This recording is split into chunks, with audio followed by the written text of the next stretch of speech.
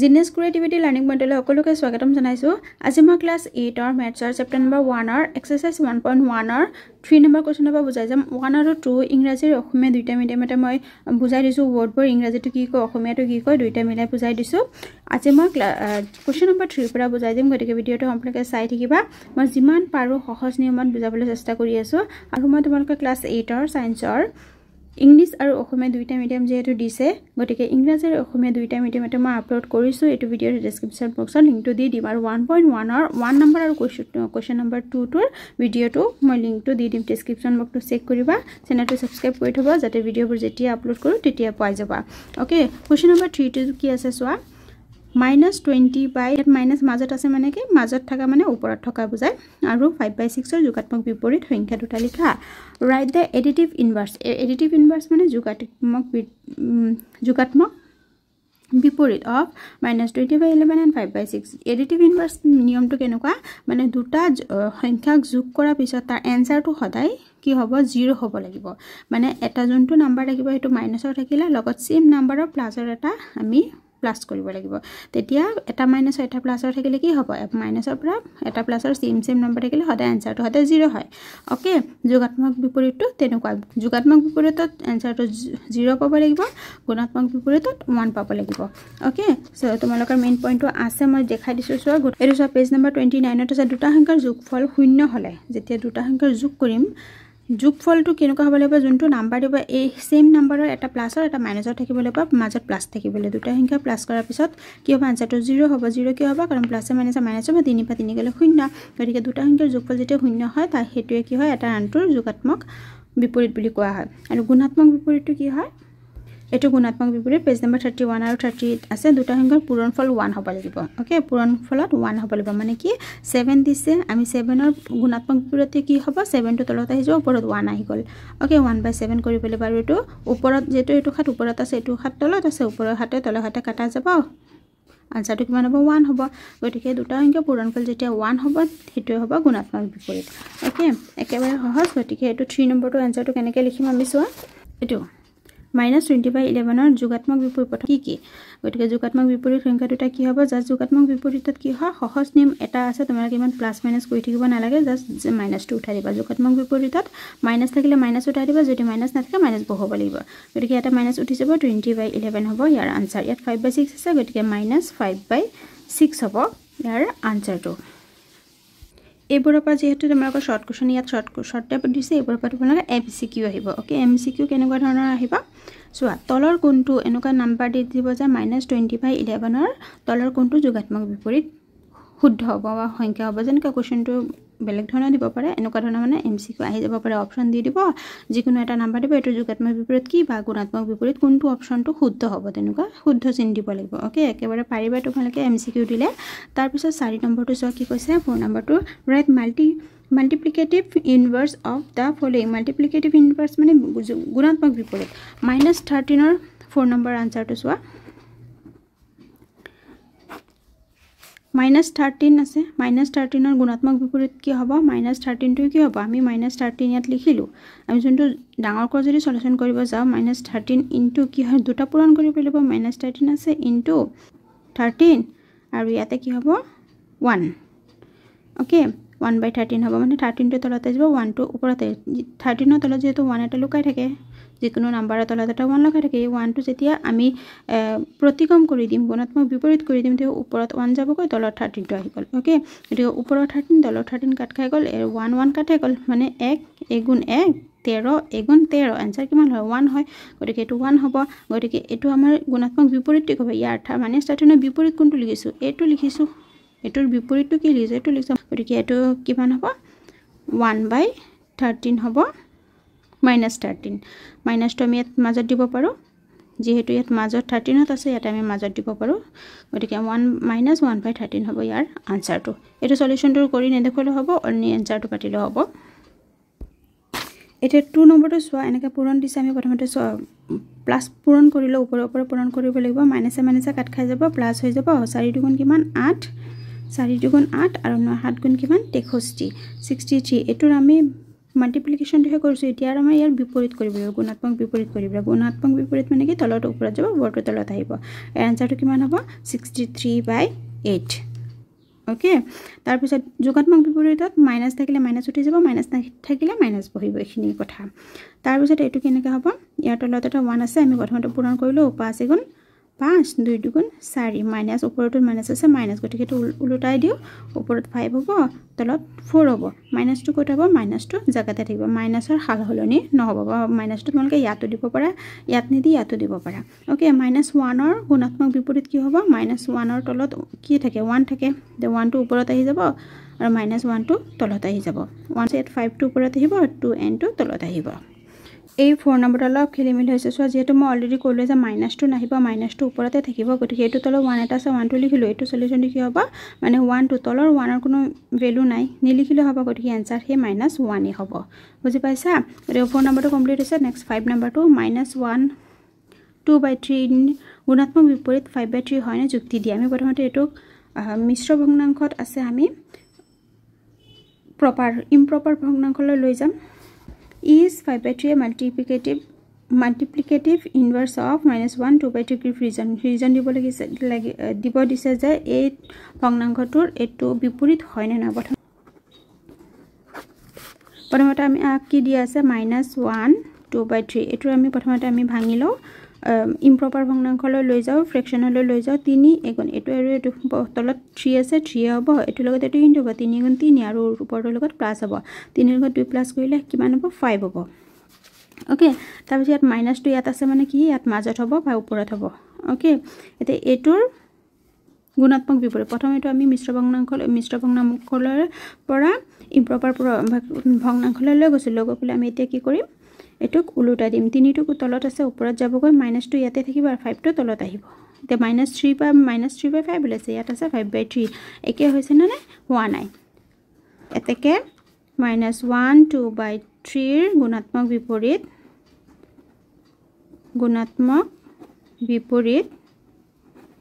5/3 নহয় এতিয়া আমি নহয় বুলি লিখিলো আমাক তাৰ পিছত আছে যুক্তি দিও হয় না নহয় লিখিলো কিন্তু যুক্তি দিয়া বুলি কৈছে যুক্তি দিব লাগিব কাৰণ কিয় নহয় 1 2/3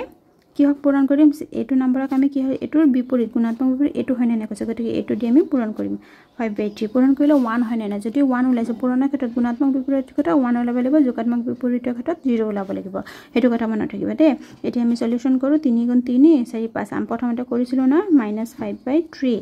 ইনটু 5/3 এটো কি হ'ব 3 3 গুণ 9 5 5 গুণ 25 -25/9 গতিকে কি ওলোৱা নাই কাৰণ আমাৰ 1 ওলাব 1 ওলালে যেহেতু -1 2/3 not equal -1 2/3 into 5/3 not equal 1 okay therefore যেহেতু নকে therefore not equal 1 ইয়াত তোমালকে কাৰণ নিদি এলদিবা যেহেতু since দিব পাৰা ইয়াত therefore okay therefore ইমান not equal 1 হৈছে হেবাবে সলিউশনটো দেখুৱাই দিছো দেখুৱাই দিলে বেছি ভাল তাৰছে ইংৰাজী মাধ্যমতে কেনেকৈ লিখিবা আমাক ইংৰাজীত কি কৈছে মাল্টিপ্লিকেটিভ ইনভাৰ্স হয় না নহয় ওকে প্ৰথম কবা যে no 5 নম্বৰটো आंसर শৰ্টকাট ইংৰাজী যিমান পাৰো মই শৰ্টকাট দিবলৈ চেষ্টা কৰিম no because -1 2/3 into 5/3 not equal 1 okay এটো মাল্টিপ্লিকেশন কৰাৰ পিছত 1 নুলাই হেইভাবে আমি এটো কি হয় গুণাত্মক বিপৰীত নহয় therefore 5/3 is not a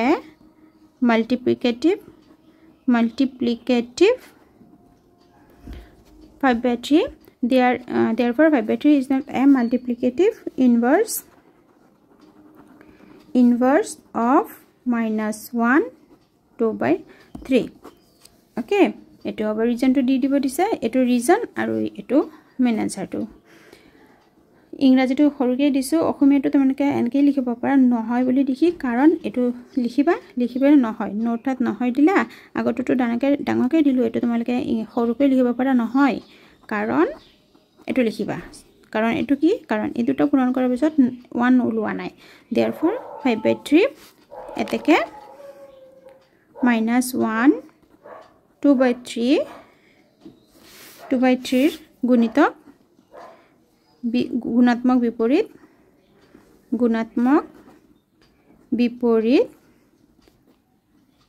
5/3 নহয় হল 5 নম্বৰটো হল 6 নম্বৰটো 1 ৰ গুণাত্মক আৰু যোগাত্মক বিপৰীত কি what are the multiplicative inverse additive inverse of 1 multiplicative আৰু additive inverse of 1 ৰ 6 নম্বৰটো 1 ৰ গুণাত্মক মানে কি ওপৰটো তলত আহিব তলটো ওপৰত এটো তলত এটা কি আছে 1 এটা আছে গতিকে 1 টো ওপৰত যাব আৰু 1 টো তলত মানে সেম হ'ব 1 ৰ গুণাত্মক বিপৰীত একে হ'ব কিন্তু যোগাত্মক বিপৰীতে কি হ'ব যেহেতু ইয়াত মাইনাস নাই যোগাত্মক বিপৰীতত মাইনাস নাথাকিলে মাইনাস হ'ব মাইনাস থাকিলে মাইনাস হ'ব এখিনিয়ে কথা সহজভাৱে এনেকৈ মনত ৰাখিয়া তেতিয়া এমসিকিউ কোনে এইবোৰ এমসিকিউ কাৰণে আহিব হিভাবে সহজভাৱে এনেকৈ মনত ৰাখাটো তোমালোকৰ বাবে বেছি ভাল হ'ব ওকে নিয়মটো তোমালোকে জানি ৰাখিবা যে যোগাত্মক বিপৰীতত দুটা সংখ্যা যোগফল কৰাৰ পিছত শূন্য ওলাব লাগিব আৰু গুণাত্মক বিপৰীতত দুটা সংখ্যা পূৰণ কৰাৰ পিছত 1 ওলাব লাগিব নহলে হেবোৰ নহব ওকে এটা 1 ৰ যোগাত্মক বিপৰীত কি হ'ব -1 ওকে এটো 1 আৰু এডিটিভ ইনভাৰ্সৰ -1 ওকে ইংৰাজী অসমীয়া মাল্টিপ্লিকেটিভ ইনভাৰ্স অফ 1 হ'ব 1 এ হ'ব additive ইনভাৰ্স of 1 -1 Question number 7 to solve what are the multiplicative inverse of -4/9 and 11/8 এটোৰ multiplicative inverse আৰু এটোৰ multiplicative inverse লিখিব দিছে মানে গুণাত্মক বিপৰীত মানে কি ওপৰটো তলত যাব তলটো ওপৰত আহিব এটো একেবাৰে সহজ ভাবে বুজি ৰাখা ওকে গতিকে এটো কি মান হ'ব 4/9 ৰ -2 টো একে থাকিব ওপৰত থকা মানে মাজত দিলে ওপৰত থকাই বুজা গতিকে মাজত দিলো আৰু কি হ'ব 9 টো ওপৰত যাবগৈ 4 টো তলত আহি যাব আৰু এটো 16 টো ওপৰত যাব 11 টো তলত আহিব ওকে আনসাৰটো হে কি হ'ব জাস্ট লিখাটো মাল্টিপ্লিকেটিভ ইনভাৰ্স অফ -4/9 ইজ -9/4 এটো 16/11 একেবাৰে সহজ তোমালোকে এইবোৰ এমসিকিউ টাইপত আহিব যে মাইনাস মই এক্সাম্পল হে দিছো বেলেগ নম্বৰ দিব পাৰে -4/9 ৰ তলৰ কোনটো গুণাত্মক বিপৰীত MCQ এনুকা আহিব পাৰে ওকে 7 নম্বৰটো কমপ্লিট হ'ল নেক্সট 8 নম্বৰ তলৰ দুটা সংখ্যাৰ প্ৰতিক্ৰম লিখা প্ৰতিক্ৰম মানে কি গুণাত্মক বিপৰীতৰ সমাৰ্থক শব্দ মানে প্ৰতিক্ৰম ৰেচিপ্ৰকেল অসমীয়াত ইংৰাজীত ক'ব ৰেচিপ্ৰকেল গতিকে এই দুটা ৰেচিপ্ৰকেলটো কিমান হ'ব 3/2 আৰু 12/5 গতিকে তোমালোকে যদি ডাঙৰকে লিখিব বিচাৰা লিখিব পাৰা যে -3/2 ৰ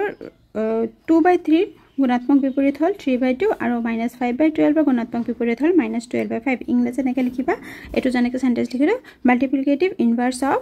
2/3 ইকুয়াল টু 3/2 ওকে ওপৰটো তলত যাব তলটো উপহৰটো লব হ'ব লৱটো হব হ'ব কিন্তু মাইনাসৰ হল হালুনি মাইনাসটো ঠিক জায়গাত থাকিব ওকে তোমালোকে ইয়াত মাইনাস নিদি ইয়াটো দিব পাৰা শুদ্ধ হ'ব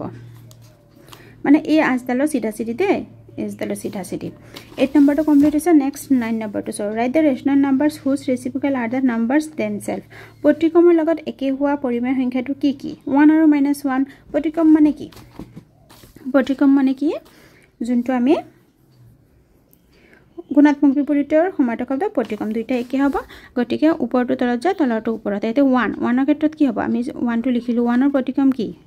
या তলত 1 এটা আছে তে 1 টো ওপৰত যাব এটো 1 তলত আহিলে একে হ'ব 1 এ হ'ব ইয়াৰ আনসাৰটো মানে তলত 1 টো কাটি দিলে আনসাৰ 1 এ হ'ব ওকে গতিকে কি কৈছে যে প্ৰতিক্ৰমৰ লগত একে হোৱা পৰিমেয় সংখ্যাটো প্ৰতিক্ৰমৰ লগত একে হ'ব লাগিব ওকে গতিকে এটো 1 আছে আনসাৰটো হে একে হ'ব আৰু এটা কি -1 প্ৰতিক্ৰম কৰিলে কি মান হ'ব সোৱা -1 ৰ তলত এটো নম্বৰৰ তলত এটা 1 এটা লুকাই আছে গতিকে আমি কি কৰিব লাগিব আমি যদি এটো এই 1 টো ওপৰত লৈ যাও এই 1 টো তলত আহো মাইনাসটো ঠাইতে থাকিব গতিকে তি তলৰ মান কোনো ভ্যালু নাই -1 টো হে 1 এ হ'ব মানে প্ৰতিক্ৰমৰ হৈতে সেম হ'ব আনসাৰটো হে কি ওলাইছে গতিকে 1 আৰু -1 ওকে গতিকে তলৰ প্ৰতিক্ৰমৰ লগত একবা পৰিমেয় সংখ্যাটো হ'ল 1 আৰু -1 okay 1 and -1 is the rational are the rational numbers whose reciprocals are the numbers themselves তাৰপিছত question number 10 multiply -25 5/26 with the reciprocal of 5 প্ৰতিক্ৰম 25/26 সক 5/13 এৰ প্ৰতিক্ৰমৰে পূৰণ কৰা মানে এই 5/13 এৰ যোনটো আছে এটো প্ৰতিক্ৰম ওলাইহে এটো লগত আমি পূৰণ কৰিম বুজি পাইছা প্ৰথমতে আমি কি কৰিম 10 নম্বৰটো মই 10 নম্বৰ লৈকে দি তাৰ পিছত মই 11 12 বাকিখিনি মই আৰু এটা পাৰ্টত দি দিম ওকে এতিয়া চোৱা 10 নম্বৰটো তোমালোকে চেনেলটো সাবস্ক্ৰাইব কৰি থবা সাবস্ক্ৰাইব কৰিলে ভিডিঅ' যেতিয়া আপলোড কৰো তেতিয়াই পাই যাবা দে আৰু শেয়াৰ কৰি দিবা কমেন্ট এটা কৰি জনাবা কেনেকুৱা পালা গতিকে এটো লিখিলো এটো লগত পূৰণ কি কৰিব লাগিব আমি কি পূৰণ কৰিব লাগিব এটো 5/13 ৰ প্ৰতিক্ৰম 5/13 ৰ প্ৰতিক্ৰম কি হ'ব বা প্ৰথমতে লিখি লবা যে 5/13 ৰ প্ৰতিক্ৰম হল 13/5 5/13 ৰ প্ৰতিক্ৰম লিখি লবা পাৰা প্ৰতিক্ৰম হ'ব 13/5 গতিকে এটো 13/5 দি আমি আমাক কৈছে এটোৰ প্ৰতিক্ৰমৰেহে এটো পূৰণ কৰিব লাগিব গতিকে এটো প্ৰতিক্ৰম উলিয়াই দিলো 5/13 প্ৰতিক্ৰম মানে কি গুণাত্মক বিপৰীত একে কথা মানে ওপৰ হৰটো লব হ'ব লৰটো হৰ হ'ব 13/5 হল এতিয়া আমি পূৰণ কৰি দিও পূৰণ কৰিলে কি হ'ব তলে তলে পূৰণ হ'ব ওপৰে ওপৰে পূৰণ হ'ব প্ৰথমতে চাইলো যে কাটাকাটি গৈছে না কাটাকাটি গৈছে 5 5 গুণ 25 13 ক 26 দি ধুনিয়াকে যায় 13 দি সোৱা 13 এগুণ 13 এগুণ 13 13 দুগুণ 26 ওকে 13 দুগুণ 26 সোৱা 3 দুগুণ 6 3 দুগুণ 6 2 এগুণ 2 26 ললে গতিকে ওপৰ কি বাকি থাকিল তলত বাকি থাকিল 2 ওপৰ থাকিল 5 এগুণ 5 আৰু কি আছে ইয়াত যেহেতু মাইনাস নাই এটা মাইনাস আছে মাইনাস 2 ইয়াত বহিব গতিকে পূৰণ কৰি প্ৰতিক্ৰম উলাই যোনটোৰ প্ৰতিক্ৰম লব দিছে এটো প্ৰতিক্ৰম উলাইলো প্ৰতিক্ৰম উলাই আমি পূৰণ কৰি কি কৰিলো কাটাকাটি কৰি পূৰণ কৰাৰ পিছত কি হৈছে -5/2 এটো হল আনসাৰ এটি ইংৰাজীত জাস্ট এটো লাইন ইংৰাজীত লিখিবা বাকিখিনি একে হ'ব এই লাইনটো কি হ'ব ইংৰাজীত মই ইয়াত লিখি দিছো চোৱা reciprocal